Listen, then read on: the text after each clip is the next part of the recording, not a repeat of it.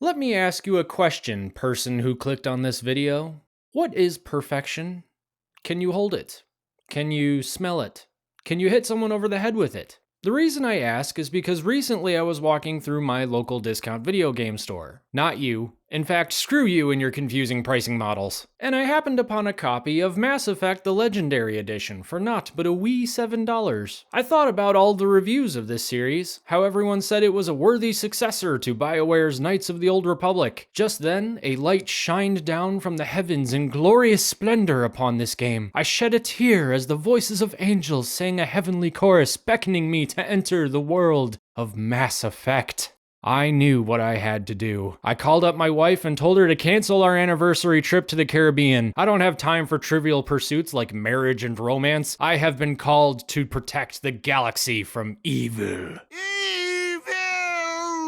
I get home and fire up the Xbox while my wife says something about a lawyer and never having time for her or whatever. Honestly, I wasn't listening. It didn't take me long to realize I had been missing out on something truly special. Mass Effect is awesome. It's an incredibly well fleshed out sci-fi universe complete with a rich lore that sets the stage well for our hero. I'm honestly not sure how I let this one pass me by back in 2007, but I'm here now and I'm ready to save the universe from the scary giant machine alien things. So come with me, dear viewer, as we enter the world of Mass Effect.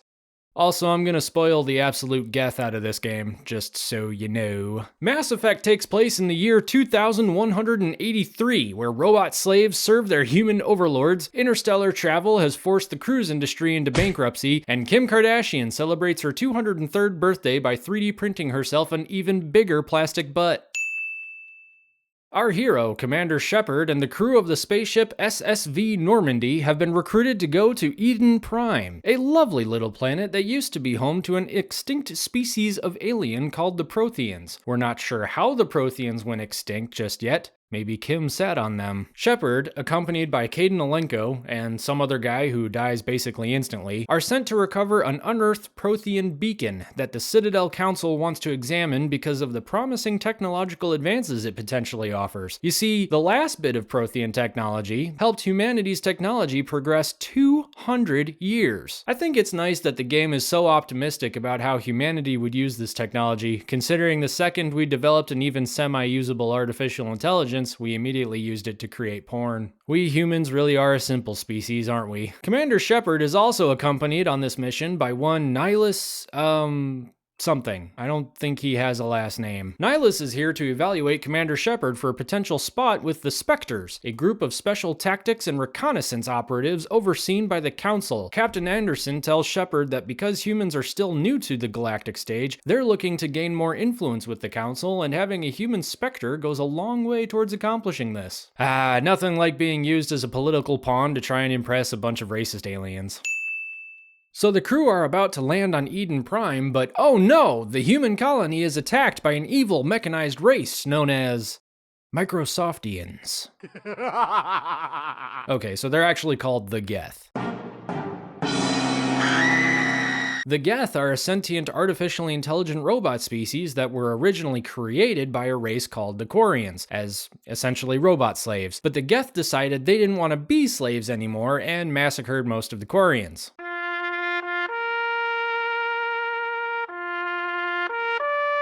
I'm actually rather comforted by the fact that the most humans will ever use AI for is creating new and exciting ways to slowly kill ourselves. At least no one's invented a robot slave yet.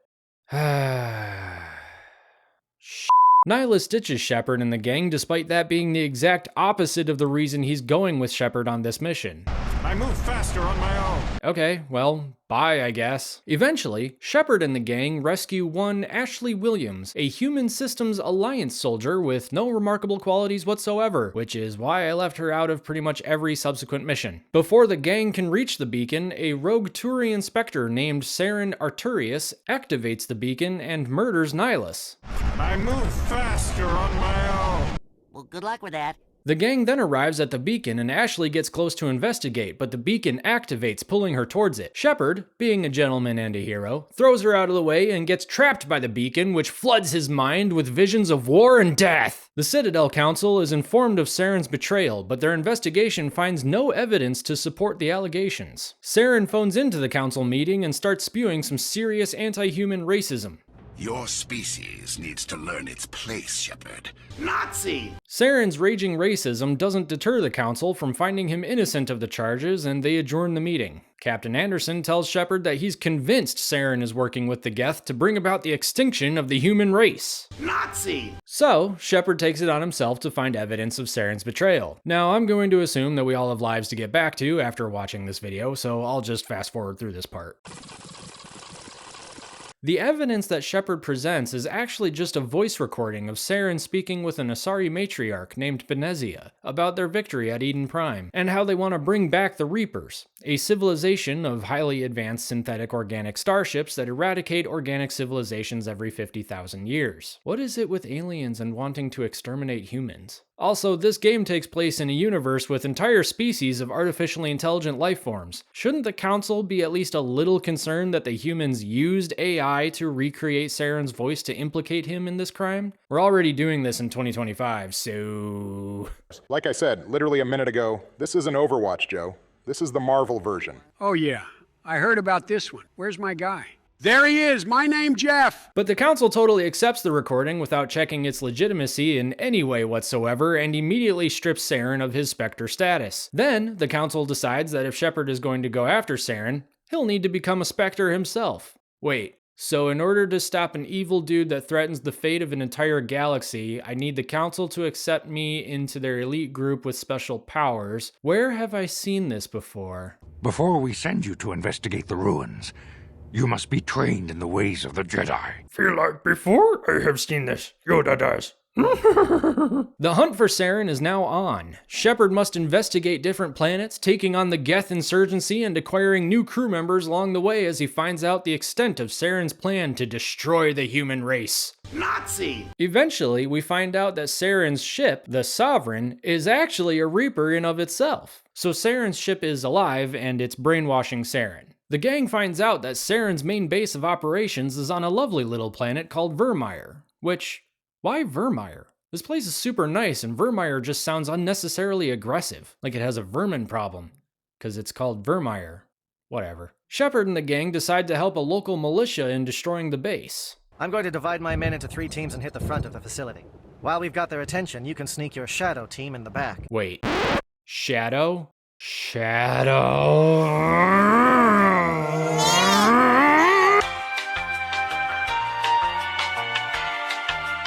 Shepard and the gang infiltrate the base, but they are confronted by Sovereign. Again, that's Saren's ship. That's alive and evil. Well, from our point of view, anyway. Like any good villain, Sovereign spills the beans about the Reapers living outside the galaxy, waiting for organic life to develop and discover these mass relays which are scattered throughout the galaxy. Sovereign tells Shepard that the Reapers wait for civilization to become advanced enough to be worth harvesting. Why? My kind transcends your very understanding. You cannot even grasp the nature of our existence. So what, because they feel like it? Why do you wait for civilization to advance just to eradicate them? Because. Ah, gotcha. Sovereign spills enough of his, its evil plan, giving Shepard enough information so that the rest of the plot can happen. Hey, look, the game is awesome, but I never said it was perfect. So Sovereign ends the conversation by blowing out the windows in the room they're in and then disappearing. Shepard and the gang begin making their way back out of Saren's base, but a massive Geth attack has both Ashley Williams and Kaidan Alenko pinned down. And now comes the first super duper consequential decision you have to make. You have to choose to rescue either Ashley or Kaidan. Under normal circumstances, this would be a difficult decision, and whenever I'm faced with difficult decisions, I'm reminded of a beautiful ancient proverb. Bros before hoes. Yeah. You're about to arm a bomb to destroy Saren's base, but oh no! Saren shows up and he's decently pissed. Saren tries to explain that revolting against the Reapers is hopeless. After all, Shepard has seen the visions, so he of all people should know what happens when AI becomes sentient. I'm Alice, a 25 years old, fun-loving and adventurous girl, seeking a partner in crime to travel the world with and make unforgettable memories.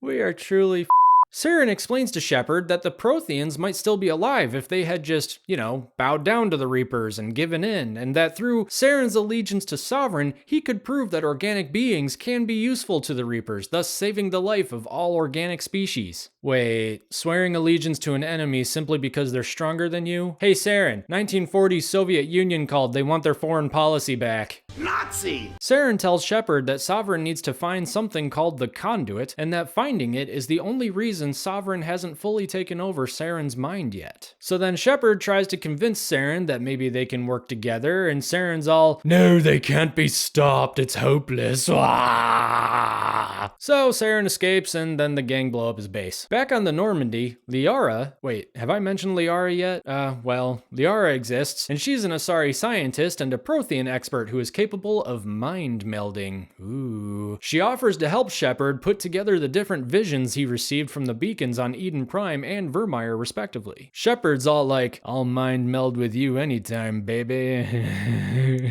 So Shepard and Liara get their mind meld on, and Liara realizes the Conduit is on a planet called Ilos. Shepard calls up the Citadel Council to warn them of Saren's impending attack and that he's working for a Reaper, but the Council dismisses news of the Reaper as merely trickery from Saren, cause of course they do. Shepard rightfully points out that the Council are a bunch of assholes and that he tried to warn them about Saren to begin with, but they didn't listen. That's when the asshole in chief responds with, I believe you humans have a saying.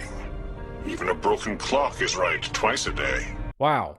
What an asshole. So the Council bury their heads in the sand because they trust their own arrogance over that of one of their best soldiers who witnessed the villain's treachery firsthand. Feel like before Yoda has seen this. Man, that's really hard to do. Ambassador Udina summons Shepard and the gang back to the Citadel, where Shepard begs the Council to do something about the Reapers. The Council obviously refuses because they're morons, and Udina rewards Shepard by relieving him of his command of the Normandy. Hold up, if you guys believe that Saren is on his way with an army to attack the Citadel, shouldn't that be an all-hands-on-deck situation? Why are you dismissing one of your best commanders at the exact moment you need him most? Who even voted for these guys? A bunch of morons? I love democracy. Shepard ends up stealing the ship anyway and heading off to Ilos to find the Conduit before Saren does. It's on Ilos that Shepard talks to a virtual intelligence dude named Vigil. Vigil reveals that the Citadel itself is actually a giant mass relay, and that the Conduit is on board the Citadel disguised as a statue. Seriously? No one at any point in the last several thousands of years looked at this thing and thought, I should probably check and see if this thing works on the off chance that a civilization of demigod Terminators decides to, I don't know, randomly show up and commit genocide or something silly like that. Nazi! Saren and Sovereign then invade the Citadel, catching the Council off guard despite being warned that this exact thing would happen. Never before has there ever been a better argument for term limits. Shepard confronts Saren on the Citadel, where you can choose to either fight Saren or attempt to turn him from the dark side. Either way, Saren ends up dead, but oh no! Saren then uses the mind control thing to possess Saren's dead body.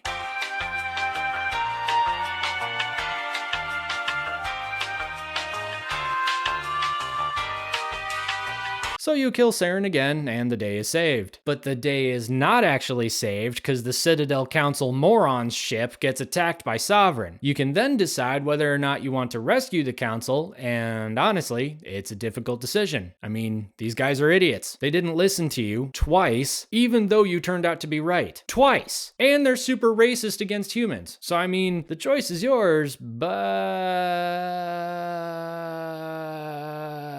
Depending on whether or not you choose to save the council, humanity is either invited to join said council of morons or become the Citadel's new leader. You choose either Captain Anderson or Ambassador Udina to become the next moron in chief, and then Shepard leaves, vowing to end the Reaper threat. And that's it. That's the plot to Mass Effect. You know, my therapist has given me a lot of great advice over the years, like, no, you can't drink alcohol during our sessions, and whose blood is that? But something she told me recently really comes to mind here. You're an insufferable jackass who hides behind a mask of hurtful jokes because you refuse to find genuine joy in anything.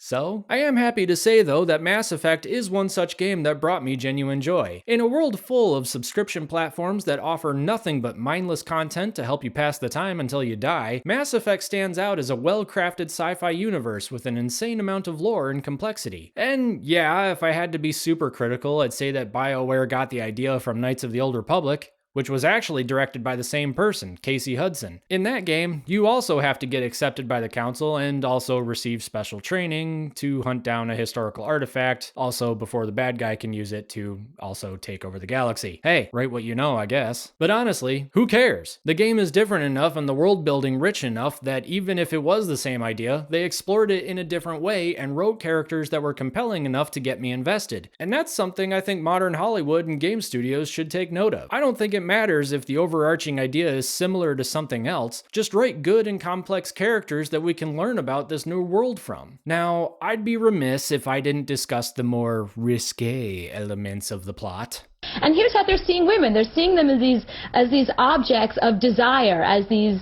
hot bodies. I mean, they don't show women as being valued for anything other than their sexuality. And it's a man in this game deciding how many women he wants to be with. Cooper, have you ever played Mass Effect? No.